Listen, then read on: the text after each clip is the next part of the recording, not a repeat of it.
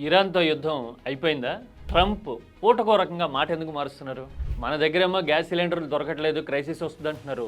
ఇంకో పక్కన పెట్రోల్ పరిస్థితి ఏంటి అనే టెన్షన్ అందరిలోనే ఉంది కదా. అఫ్కోర్స్ కేంద్రం చెప్తుంది అనుకోండి, మన దగ్గర 75 days అంటే 2.5 నెలలకి సరిపడే రిజర్వ్స్ ఉన్నాయి అని చెప్తూ ఉన్నా కానీ ఇరాన్ సంగతి గుర్తొచ్చినప్పుడల్లా ఏదో అలజడి, ఆందోళన కదా. కారణం ఏంటి? ఇరాన్ సాధారణ ప్రజలకి, మనలాంటి వాళ్ళకి కేవలం టెన్షన్ మాత్రమే ఇస్తుందా? కాదు, చాలా మందికి కని విని ఎరగనంత లాభాలు కూడా తెచ్చిపెడతా ఉంది. ఎస్, ఇది ఫ్యాక్ట్. ఇరాన్ యుద్ధంతో సాధారణ ప్రజలు అల్లాడిపోతూ ఉంటే ఊహించని స్థాయిలో లాభపడుతున్న వాళ్ళు కూడా ఉన్నారు మన చుట్టూ. వాళ్ళు ఎవరో తెలిస్తే గనక యుద్ధం నుంచి కూడా ఇలాంటి ఆర్థిక ప్రయోజనాలు డిరైవ్ చేయడం సాధ్యమా అని ఆశ్చర్యపోతాం మనం. గ్లోబల్ సినారియో చూద్దాము. అలాగే ఇరాన్ లాంటి ఒక చిన్న దేశం అంత మొండికేసిపోయి అమెరికా, ఇజ్రాయిల్ లాంటి సూపర్ పవర్స్ని ఎలా ఫేస్ చేస్తుందో కూడా తెలుసుకుందాం.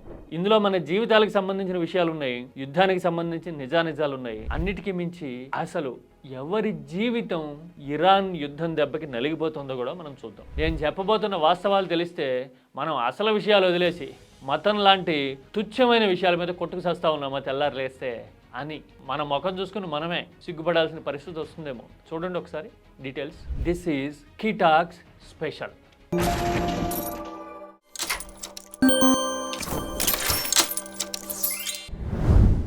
ఇరాన్తో యుద్ధం అంటే మొదట్లో చాలా మంది మతం గురించి మాట్లాడారు. అక్కడ అధినేతని అమెరికా చంపేస్తే ఎందుకు ఫీల్ అవుతున్నారు లాంటి చర్చలు చేశారు. ఏది మొదటి 3-4 రోజులు. ఆ తర్వాత ఫైనాన్షియల్ ఇంప్లికేషన్స్ గురించి మాట్లాడడం కనబడతా ఉంది. 2-3 రోజుల నుంచి అయితే పెట్రోల్ క్రైసిస్ పరిస్థితి ఏంటి, గ్యాస్ సిలిండర్లు దొరుకుతాయా లేదా అని మాట్లాడుతూ ఉన్నాం కదా. అమెరికా అధ్యక్షుడు ట్రంప్ ఏమో పూటకో మాట చెప్తూ ఉన్నారు. ముగిసిపోతుంది యుద్ధం అంటారు, అక్కడ చూడబోతే సిచ్యువేషన్ అలా లేదు. ఎందుకురా ఇలాంటి పరిస్థితి ఉంది అని ఆరా తీస్తే ఒక విషయం అర్థమవుతుంది. ఇరాన్ వార్ఫేర్ని అనుకూలంగా మార్చేసుకుంది. ఒక రకంగా ఈ మధ్యకాలంలో సరిహద్దులో ఉద్రిక్తత వచ్చినప్పుడు పాకిస్తాన్ మీద ఇండియా ఎలాంటి స్ట్రాటజీని ప్రయోగించిందో ఇరాన్ కూడా ఇజ్రాయెల్, అమెరికా మీద, చుట్టుపక్కల ఉన్న గల్ఫ్ దేశాల మీద అలాంటి స్ట్రాటజీనే వాడుతుంది. ఏంటో తెలుసా? అది డ్రోన్ టెక్నాలజీ. ఇవాళ రేపట్లో ఇజ్రాయెల్, అమెరికా లాంటి దేశాలని తట్టుకోవాలి అంటే, మిసైళ్లు వాడాలి అంటే కాస్ట్లీ అఫైర్. డోమ్, పేట్రియాట్ లాంటి మిసైళ్ల గురించి మాట్లాడుతుంటారు యుద్ధ సమయంలో మనోళ్ళు. ఇరాన్ దగ్గర కూడా ఉన్నాయి ఆ మిసైళ్లు. కానీ ఒక మిసైల్ని ఫైర్ చేయాలి అంటేట $1,00,000 ఖర్చు అవుతుందట. ఇరాన్ లాంటి అంతంత మాత్రం దేశానికి ఎంత కష్టం ఇది.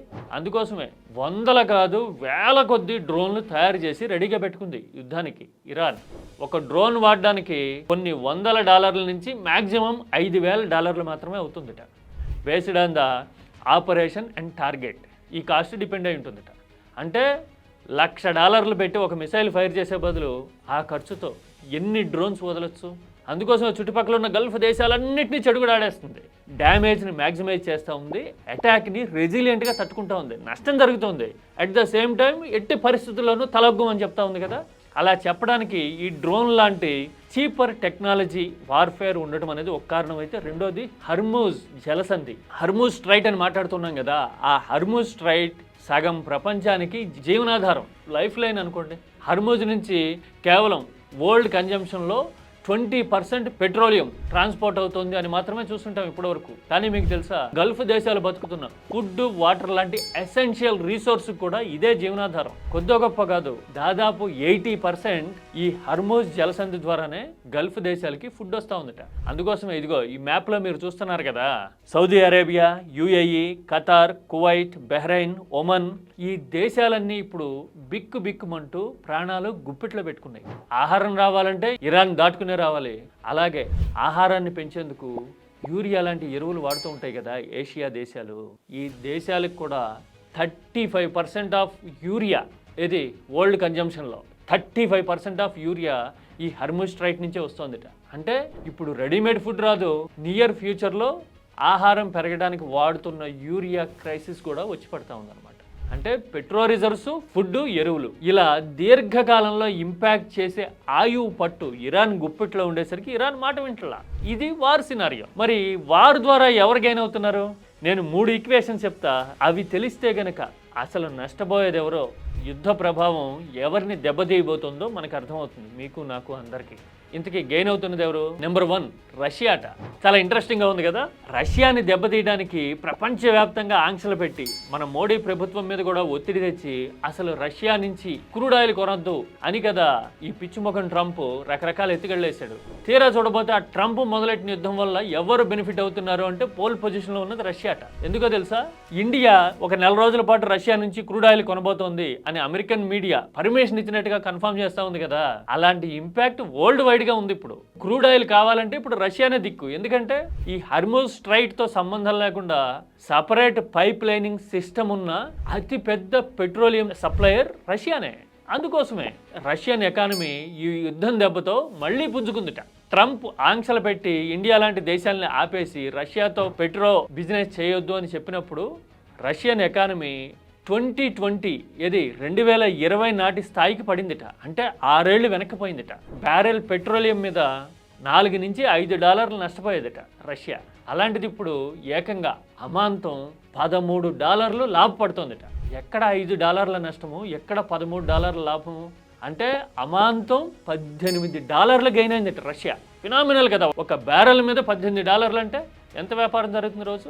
అందుకోసమే రష్యన్ ఎకానమీ ఇప్పుడు రేసు గుర్రంలా మళ్ళీ పరిగెత్తడానికి, గెయిన్ కావడానికి ఈ యుద్ధం ఫ్యూయల్ అయిందిట. ఇది మొదటిది, అంటే బెనిఫిట్ అవుతున్నది రష్యా. రెండోది, అమెరికాలో కొంతమంది గెయిన్ అవుతున్నారు యుద్ధం వల్ల. ఎవరు వాళ్ళు?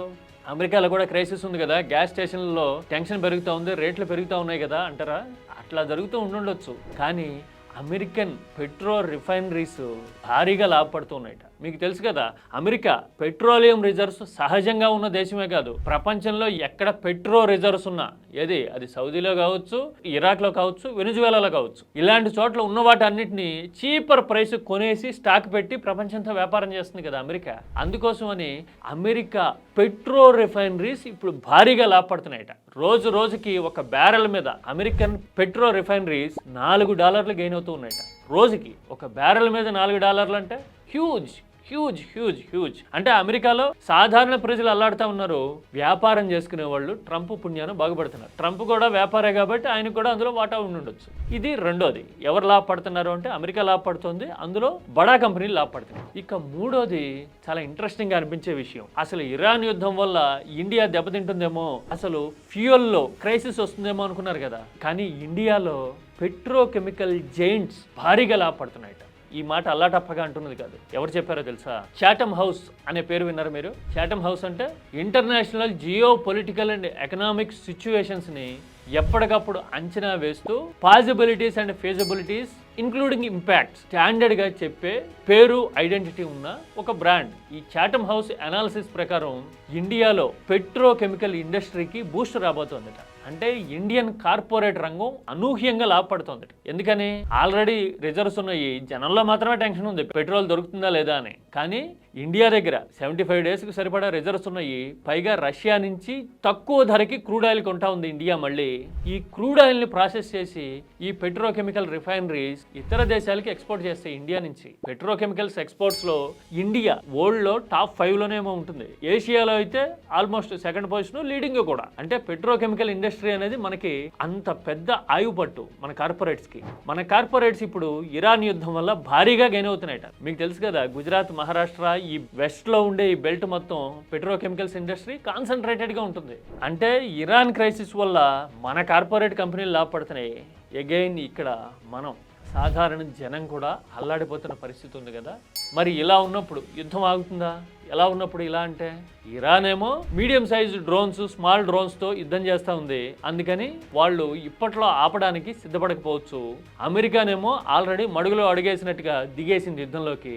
ఆ ట్రంప్ చేతిలో ఏం లేదు ఇప్పుడు. చుట్టుపక్కల గల్ఫ్ దేశాలేమో ఫుడ్ దొరకదేమో అని ఇరాన్ని చూసి బిక్కుమంటా ఉన్నాయి. ఇంకో పక్కన అమెరికాలో కార్పొరేట్స్, ఇండియాలో కార్పొరేట్స్ అడ్వాంటేజ్ పొందుతూ ఉన్నాయి. ఈ 3 ఆస్పెక్ట్స్, ఇరాన్ యుద్ధము, గల్ఫ్ క్రైసిస్, కార్పొరేట్లు అమెరికాలో, ఇండియాలో లాభపడ్డం, ఈ 3 సినారియోస్ని చూసిన తర్వాత యుద్ధం ఇప్పట్లో ఆగుతుంది అనుకోగలమా? ఏమంటారు? అంటే ఒక రకంగా చూస్తే ఇరాన్ యుద్ధం సగటు మనిషిని ఆర్థికంగా కుళ్ళబడవడానికి వచ్చినట్టుంది. కానీ ఇలాంటి వాస్తవాలన్నీ మనం వదిలేసి చాలా తుచ్చంగా, అజ్ఞానంగా, చీకట్లో బతుకుతున్నట్టుగా మతం గురించి మాట్లాడుకుంటూ ఉంటాము. రాజకీయంగా విడిపోయి కొట్టుకు సస్తా ఉంటాం. అంతే తప్ప ఎవడు గెయిన్ అవుతున్నాడో, వాస్తవాలేంటి అనేది తెలుసుకునే తెలివి, క్లారిటీ మనలో ఎంతమందికి ఉన్నాయి? అవునా కదా? చెప్పండి, మీరు చూద్దాం.